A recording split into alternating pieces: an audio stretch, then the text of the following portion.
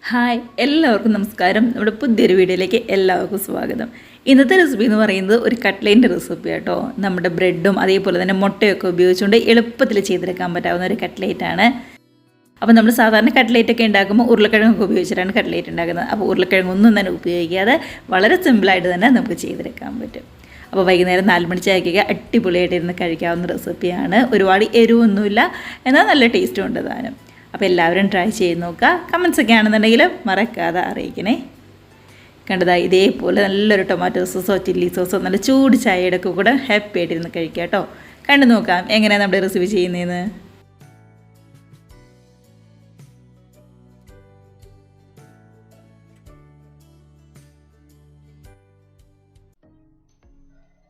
അപ്പോൾ ആദ്യം തന്നെ നമ്മുടെ ഈ കട്ട്ലേറ്റിന് ഒരു മിക്സ് ഒന്ന് റെഡിയാക്കി എടുക്കണം. അതിനായിട്ട് ചൂടായ ഒരു പാനിലേക്ക് ഒരു 2 ടേബിൾ സ്പൂൺ ഓയിൽ നമുക്ക് ചേർത്ത് കൊടുക്കാം.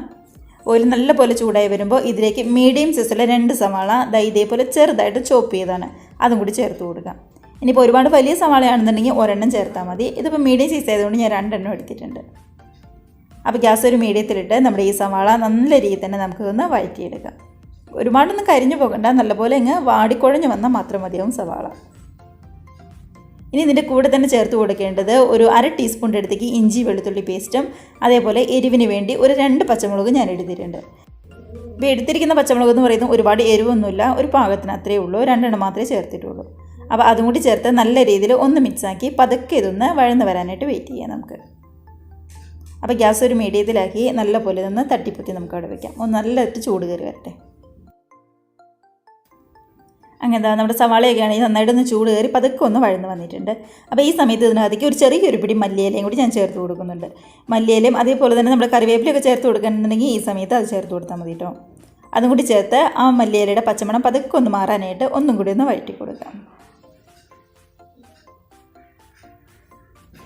അത് പച്ചമണമൊക്കെ നന്നായിട്ട് മാറി വന്നിട്ടുണ്ട്. ഇനി നമുക്ക് പൊടികൾ ചേർത്ത് കൊടുക്കാം. പൊടികളായിട്ട് ഒരു 1/4 ടീസ്പൂണിൻ്റെ അടുത്തേക്ക് മഞ്ഞൾപ്പൊടിയും അതേപോലെ തന്നെ നമ്മുടെ ഗരം മസാലയാണ് എടുത്തിരിക്കുന്നത്. അതൊരു 1/2 ടീസ്പൂണിൻ്റെ അടുത്തേക്ക് ഞാൻ എടുത്തിട്ടുണ്ട്. കൂടെ തന്നെ കുരുമുളക് പൊടി എടുത്തിട്ടുണ്ട്. അതൊരു 3/4 ടീസ്പൂൺ മുതൽ 1 ടീസ്പൂൺ വരെ നല്ലതുപോലെ ചതച്ചെടുത്താൽ കേട്ടോ, തീരെ അങ്ങ് പൗഡർ പോലെയല്ല. അപ്പോൾ ചെറിയ രീതിയിൽ ഒന്ന് കടിക്കാനും കിട്ടും, അതൊരു ടേസ്റ്റാണല്ലോ. അപ്പോൾ നമ്മൾ ഈ 3 പൊടികളും മാത്രമേ ചേർക്കുന്നുള്ളൂ. നല്ലപോലെ പച്ചമണം മാറാനായിട്ട് ഒന്ന് വഴറ്റി കൊടുക്കാം. അങ്ങനെ പൊടികളുടെ പച്ചമണമൊക്കെ ആണെങ്കിലും അത്യാവശ്യം നന്നായിട്ടൊന്ന് മാറി വന്നിട്ടുണ്ട്. അപ്പോൾ ഗ്യാസ് ഏറ്റവും ലോ ഫ്ലെയിമിൽ തന്നെയാണ് കേട്ടോ. അതിനുശേഷം ഇതിനകത്തേക്ക് 2 മുട്ട പൊട്ടിച്ചതാണ് നമ്മൾ ചേർത്ത് കൊടുക്കുന്നത്. ഇനിയിപ്പോൾ നമ്മുടെ ഈ മുട്ടയ്ക്ക് ആവശ്യമായിട്ടുള്ള ഉപ്പും കൂടി ചേർത്ത് കൊടുക്കാം. നമ്മൾ ഈ മസാല വഴറ്റാൻ നേരത്ത് ഇതുവരെ ഉപ്പൊന്നും ചേർത്തുണ്ടായിരുന്നില്ല. അപ്പോൾ ഈ സമയത്ത് ആവശ്യത്തിന് ഉപ്പും കൂടി ചേർത്ത് നല്ല രീതിയിൽ തന്നെ നമുക്ക് ഈ മുട്ട ഒന്ന് ചിക്കിയെടുക്കാം. കണ്ടോ, ഇപ്പോൾ ആണെങ്കിലും നമ്മുടെ മുട്ടയൊക്കെ ആണെങ്കിൽ നന്നായിട്ട് ചിക്കി നന്നായിട്ട് തന്നെ വന്നിട്ടുണ്ട്, ശരിക്കും വെന്ത് വന്നിട്ടുണ്ട് കേട്ടോ. അപ്പോൾ ഇത് മതിയാവും. ഇപ്പോൾ ആ മുട്ടയിലേക്ക് മസാലയൊക്കെ ആണെങ്കിൽ നല്ലതുപോലെ തന്നെ പിടിച്ച് വന്നിട്ടുണ്ട്. അപ്പോൾ നമുക്ക് ഗ്യാസ് ഓഫ് ചെയ്തിട്ട് ഇത് വേറൊരു ബൗളിലേക്ക് അങ്ങ് മാറ്റി കൊടുക്കാം. ഇനി നല്ലപോലെ തന്നെ ഒന്ന് തണുത്ത് വരട്ടെ. അങ്ങനെ മുട്ടയുടെ മിക്സൊക്കെ ഇവിടെ റെഡി ആയിട്ടുണ്ട്. ഇപ്പോൾ ഇനി ഞാൻ ആദ്യം പറഞ്ഞ പോലെ തന്നെ വേണ്ടത് ബ്രെഡാണ്. അപ്പോൾ ഞാനിവിടെ ഒരു 5 ബ്രെഡ് എടുത്തിട്ടുണ്ട് കേട്ടോ. തീരെ ചെറിയ ബ്രെഡുമല്ല, ഒരുപാട് വലുതുമല്ലാത്ത ഒരു മീഡിയം സൈസുള്ള ഒരു 5 ബ്രെഡ് എടുത്തിട്ടുണ്ട്. അപ്പോൾ 5 ബ്രെഡ് എടുത്തതിൻ്റെയും സൈഡൊക്കെ നല്ലതുപോലെ തന്നെ കളഞ്ഞ് ഇവിടെ നമ്മൾ മാറ്റി വെച്ചിട്ടുണ്ട്. അപ്പോൾ ഇനി സൈഡ് കളയൊന്നും വേണ്ട, നമുക്ക് ബ്രെഡ് ക്രംസിനായിട്ട് ഈ സൈഡ് ഒന്ന് പൊടിച്ചെടുത്താൽ മതി. അപ്പോൾ ആദ്യം ബ്രെഡ് ക്രംസ് അവിടെ ഇരിക്കട്ടെ. നമുക്ക് ആദ്യം ചെയ്യേണ്ടത് ഈ ബ്രെഡ് ഒന്ന് പൊടിച്ചെടുക്കലാണ്. അതിനായിട്ട് ബ്രെഡ് ഇതേപോലെ ചെറിയ ചെറിയ പീസാക്കി നമ്മുടെ മിക്സിയുടെ ജാറിലേക്ക് ഇട്ട് കൊടുക്കാം. മിക്സിയുടെ ജാറെന്ന് പറയുന്നത് നല്ലപോലെ ഉണങ്ങി ജാർ വേണം കേട്ടോ എടുക്കാനായിട്ട്. ഇതേപോലെ ചെറുതായിട്ടൊന്ന് പിച്ചിയിട്ടിട്ട് നന്നായിട്ട് തന്നെ ഇതൊന്ന് പൊടിച്ചെടുത്തുകൊണ്ട് വരാം.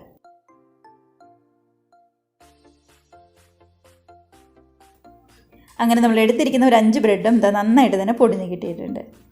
കണ്ടോ, പെട്ടെന്ന് തന്നെ അങ്ങ് പൊടിഞ്ഞ് വന്നോളും, ഒരുപാട് സമയമൊന്നും വേണ്ടി വരില്ല ബ്രെഡ് ആയതുകൊണ്ട് തന്നെ. ഇനിയിപ്പം നമ്മൾ നേരത്തെ റെഡിയാക്കി വെച്ച നമ്മുടെ മുട്ടയുടെ മിക്സ് ഉണ്ടല്ലോ, അത് ഞാനൊരു ബൗളിലേക്ക് മാറ്റി കൊടുത്തിട്ടുണ്ടായിരുന്നു.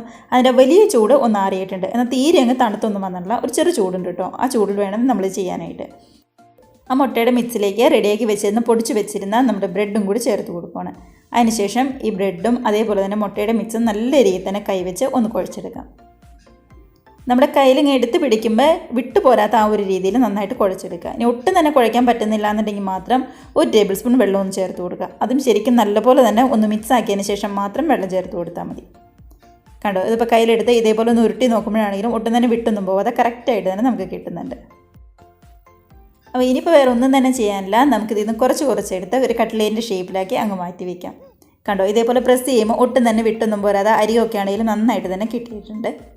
അപ്പോൾ ഇത്രയേ ഉള്ളൂ. ഇതെല്ലാം നമുക്ക് ഓരോരോ കട്ട്ലേറ്റിൻ്റെ ഷേപ്പാക്കി, അല്ലെങ്കിൽ നമുക്ക് ഇഷ്ടമുള്ള ഏത് ഷേപ്പിലാണോ വേണ്ടത് ആ ഷേപ്പിലാക്കി നമുക്കിതൊന്ന് റെഡിയാക്കി എടുക്കാം.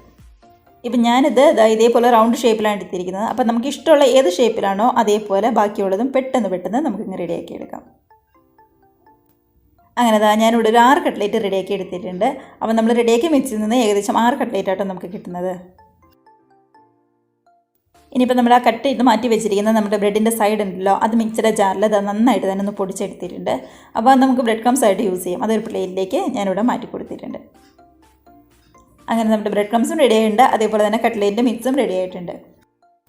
ഇനി ഇതിലേക്ക് ചെറിയൊരു കോട്ടിങ് കൂടി ഒന്ന് റെഡിയാക്കി എടുക്കണം. അപ്പോൾ ഞാൻ അതിനായിട്ട് മുട്ട ഉപയോഗിക്കുന്നില്ല, മറിച്ച് മൈദയായിട്ട് എടുത്തിരിക്കുന്നത്. ഒരു 2 ടേബിൾ സ്പൂൺ മൈദ എടുത്തിട്ടുണ്ട്. അതിലേക്ക് കുറച്ച് വെള്ളം ഒഴിച്ച് നമുക്കിതൊന്ന് ഒട്ടും തന്നെ കട്ടകളില്ലാതെ ഒന്ന് മിക്സ് ചെയ്തെടുക്കാം. അപ്പോൾ വെള്ളം ഒഴിക്കുമ്പോൾ കുറച്ച് നോക്കിയിട്ട് വേണം വെള്ളം ഒഴിക്കാനായിട്ട്, ഒരുപാടായി പോകരുതേ. അപ്പോൾ നമ്മുടെ കട്ട്ലേറ്റിൻ്റെ കോട്ടിങ്ങിന് വേണ്ടി മൈദമാവും അതേപോലെ തന്നെ ബ്രെഡ് ക്രംസും റെഡി ആയിട്ടുണ്ട്. അപ്പോൾ ഇനി നമ്മൾ ചെയ്യേണ്ടത് ഇതൊന്ന് കോട്ട് ചെയ്തെടുക്കലാണ്. അപ്പോൾ നമ്മൾ റെഡിയാക്കി വെച്ചിരിക്കുന്ന ഓരോ കട്ട്ലേറ്റും ഇതേപോലെ മൈദമാവിലും അതേപോലെ തന്നെ ബ്രെഡ് ക്രംസിലും നന്നായിട്ട് തന്നെ ഒന്ന് കോട്ട് ചെയ്തെടുക്കാം. കണ്ടതാ, നന്നായിട്ട് തന്നെ ഒന്ന് കോട്ട് ചെയ്തെടുക്കുക. എല്ലാ സൈഡിലേക്കും ഒന്ന് എത്തിച്ച് നന്നായിട്ട് തന്നെ ഒന്ന് കോട്ട് ചെയ്തെടുക്കാനായിട്ട് ശ്രദ്ധിക്കുക കേട്ടോ. ഒരു 5 ബ്രെഡും അതേപോലെ തന്നെ 2 മുട്ട എടുക്കുമ്പോഴാണ് ഏകദേശം 6 കട്ട്ലേറ്റ് നമുക്ക് കിട്ടുന്നത്. അപ്പോൾ കുറച്ച് അധികം എടുക്കുകയാണെന്നുണ്ടെങ്കിൽ കുറച്ച് അധികം തന്നെ കട്ട്ലേറ്റ് നമുക്ക് കിട്ടും. അപ്പോൾ അളവൊക്കെ നമ്മുടെ ഇഷ്ടത്തിനനുസരിച്ച് നമുക്ക് അങ്ങോട്ടോ ഇങ്ങോട്ടോ മാറ്റി മറിച്ചെടുക്കാം. കണ്ടതാ, ഇവിടെ എല്ലാ കട്ട്ലേറ്റും റെഡിയാക്കി വെച്ചിട്ടുണ്ട്, നന്നായിട്ട് കോട്ടായി വന്നിട്ടുണ്ട്. ഇനി പൊട്ടും തന്നെ സമയം കളയാതെ നമുക്ക് നേരെ ഫ്രൈ ചെയ്തെടുക്കാം. അതിനായിട്ട് എണ്ണയൊക്കെ ആണെങ്കിൽ നന്നായിട്ട് ചൂടായി വന്നിട്ടുണ്ട്. അപ്പോൾ ചൂടായ എണ്ണയിലേക്ക് നമ്മൾ റെഡിയാക്കി വെച്ചിരിക്കുന്ന നമ്മുടെ കട്ട്ലേറ്റിൻ്റെ മിക്സ് അങ്ങ് ചേർത്ത് കൊടുക്കുവാണ്. അപ്പം നമ്മുടെ ഗ്യാസിൻ്റെ ഫ്ലെയിം എന്ന് പറയുന്നത് എണ്ണ നന്നായിട്ട് ചൂടാവുന്ന വരെ ഫുൾ ഫ്ലെയിമിലും, അതിനുശേഷം ഞാനൊരു ഗ്യാസ് മീഡിയത്തിലോട്ട് വെച്ചിരിക്കുന്നത്. മീഡിയത്തിൽ വെച്ചിട്ടാണ് നമ്മുടെ കട്ട്ലേറ്റ് അങ്ങിട്ട് കൊടുക്കുന്നത്. അതിനുശേഷം മീഡിയത്തിൽ കിടന്നുകൊണ്ടാണ് നല്ലതുപോലെ ഒന്ന് റെഡിയായിട്ട് വരേണ്ടത്.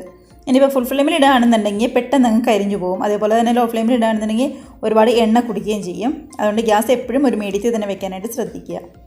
ഇതാ ഒരു വശം റെഡിയായി കഴിയുമ്പോൾ നമ്മൾ പതുക്കെ ഒന്ന് മറിച്ചിട്ട് കൊടുക്കുന്നുണ്ട്. അതേപോലെ 2 വശം റെഡിയായി കഴിയുമ്പോൾ നമുക്കിതിങ്ങ് കോരിയെടുത്ത് മാറ്റി വയ്ക്കാം.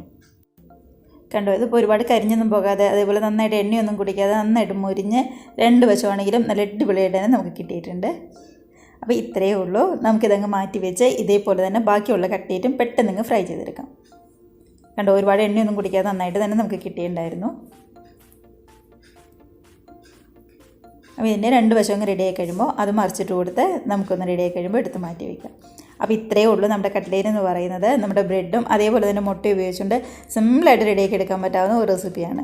അപ്പോൾ ഒരു 10-15 മിനിറ്റ് മതിയാവും ഇതിൻ്റെ മിക്സ് ഒന്ന് റെഡിയാക്കി എടുക്കാനായിട്ട്. അതേപോലെ തന്നെ ഫ്രൈ ചെയ്തെടുക്കാനാണെങ്കിലും ഒരുപാട് സമയമൊന്നും വേണ്ടി വരില്ല. നമ്മുടെ 6 കട്ട്ലേറ്റ് റെഡിയാക്കിയിട്ടും എണ്ണയൊന്നും ആണെങ്കിലും ഒട്ടും തന്നെ കുടിക്കാതെ കറക്റ്റായിട്ട് തന്നെ വന്നിട്ടുണ്ട്.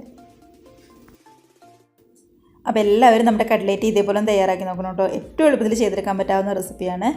അപ്പോൾ 2 വശമാണെങ്കിൽ നന്നായിട്ട് മൊരിഞ്ഞ് അതേപോലെ തന്നെ ഉൾഭാഗമൊക്കെ ആണെങ്കിലും നന്നായിട്ട് വെന്ത് ചെറിയൊരു എരിവോട് കൂടിയിട്ടാണ് നമുക്ക് കിട്ടിയിരിക്കുന്നത്. അപ്പോൾ ടൊമാറ്റോ സോസിൻ്റെയോ അല്ലാന്നുണ്ടെങ്കിൽ ചില്ലി സോസിൻ്റെയോ ഒക്കെ കൂടെ കഴിക്കാൻ സൂപ്പർ ടേസ്റ്റാണ്. കൂടുതൽ ചായയും കൂടി ഉണ്ടെങ്കിൽ അടിപൊളിയായിരിക്കും. അപ്പോൾ എല്ലാവരും ട്രൈ ചെയ്ത് നോക്കി കമൻസൊക്കെ ആണെങ്കിലും മറക്കാതെ അറിയിക്കുക. അതേപോലെ തന്നെ റെസിപ്പിക്ക് ഇഷ്ടമായിട്ടുണ്ടെങ്കിൽ ഒന്ന് ലൈക്ക് അടിച്ച് മറ്റുള്ളവരിലേക്ക് കൂടി ഷെയറും കൂടി ചെയ്യാനായിട്ട് മറന്നു പോകരുത്. ആദ്യമായിട്ട് കാണുന്നവരാണെന്നുണ്ടെങ്കിൽ പ്ലീസ് നമ്മുടെ ചാനൽ കൂടി സബ്സ്ക്രൈബ് ചെയ്ത് സപ്പോർട്ട് ചെയ്യാം കേട്ടോ. അപ്പോൾ നമുക്ക് ഇതേപോലുള്ള പുതിയ വീഡിയോസിൻ്റെ നല്ല അടിപൊളി റെസിപ്പീസൊക്കെ ആയിട്ട് വീണ്ടും കാണാം. അതുവരെ എല്ലാവർക്കും ബൈ.